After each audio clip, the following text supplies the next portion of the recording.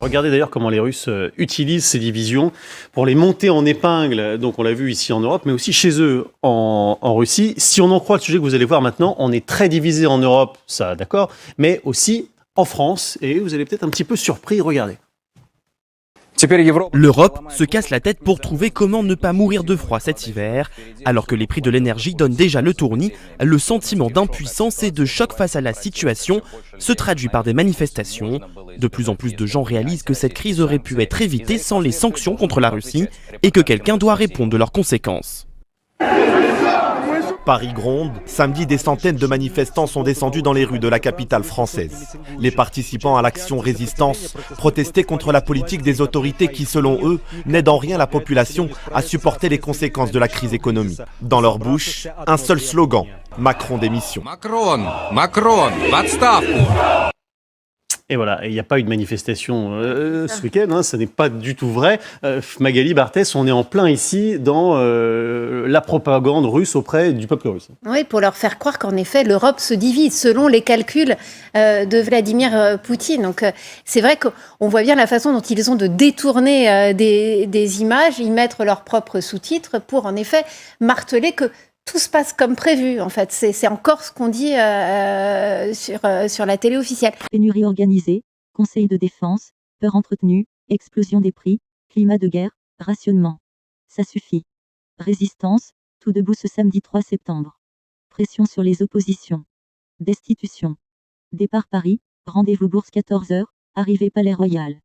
Énormément de monde à la manif de la liberté organisée par les patriotes, j'espère que les médias ne donneront pas des chiffres sous-estimés.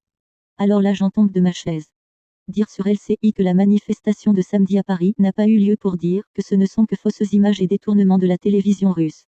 Elle a bien eu lieu, il y avait du monde, LCI était informé et invité. Quelques images de la manifestation qui n'existent pas. Des dizaines de milliers de Français ont vécu une hallucination collective.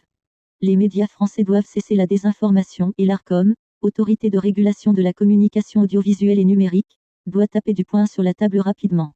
#LCI.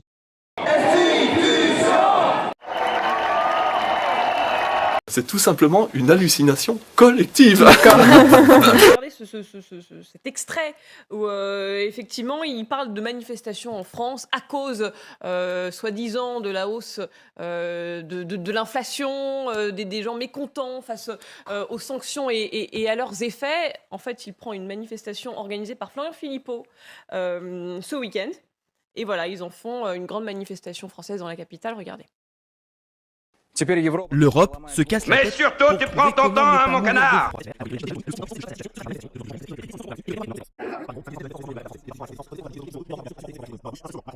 Macron, в отставку. Macron, basta. Bon, alors déjà- Vous qui suivez la vie politique Oui. française, jour après jour. Non, mais alors déjà, vous avez vu l'image, on a l'impression qu'ils sont 50 000, 100 000. En fait, ils sont 200. Non, pas 200, ils sont un peu plus, ils sont quelques milliers. C'est incroyable. C'est une manif contre le pass sanitaire. C'est une manif contre le pass sanitaire qu'on a vu. C'est le mouvement des patriotes de Florian Philippot qui organise.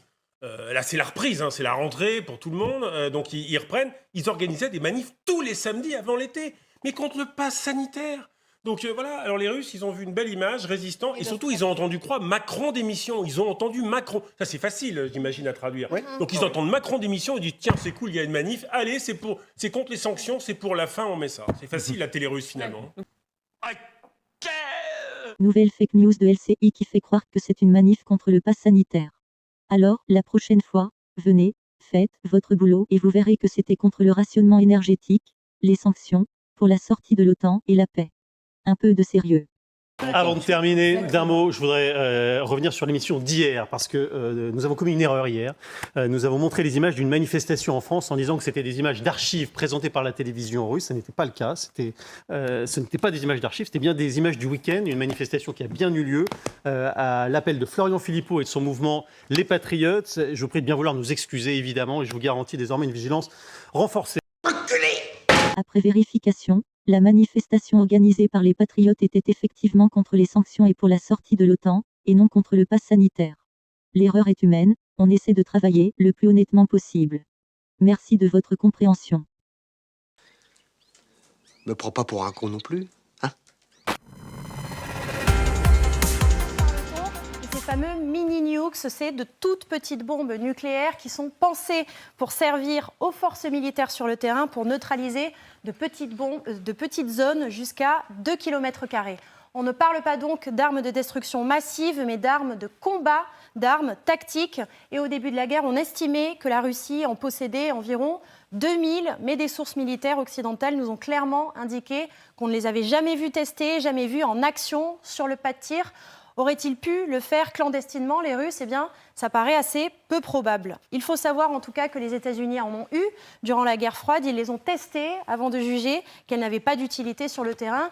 Et pour Wesley Clark, qui avait dirigé les bombardements au Kosovo et en ex-Yougoslavie, il y a une vraie possibilité pour que le recours à ces mini-bombes soit de l'intox et qu'elles n'existent pas. Pour illustrer un décryptage sur l'utilisation des mini-nukes russes, l'émission, présentée par David Pujada, diffuse des images de bombes.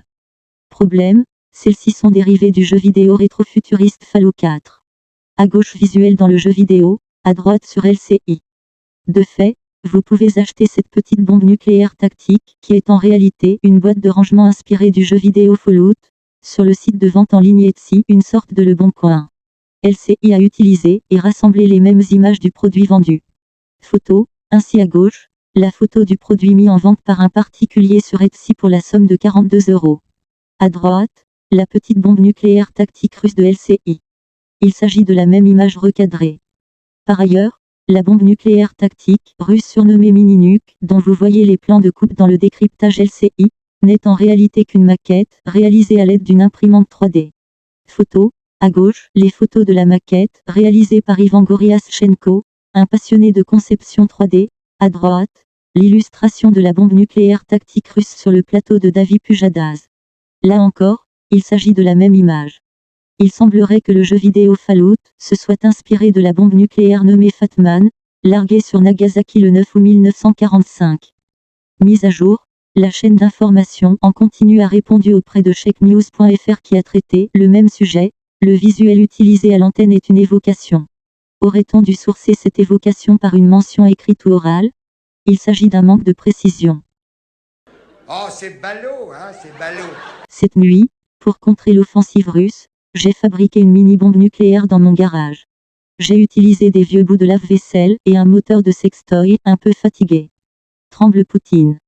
Il y a quelques instants, LCI a remporté le trophée de meilleure chaîne de l'année, figurez-vous, au Trophée Média de CB News. Vous voyez ici Thierry Thuil, patron de l'info du groupe TF1, et Fabien Amias, le directeur général de LCI, qui reçoivent ce prix. Bravo évidemment à tous les collaborateurs de la chaîne et merci à vous qui nous suivez.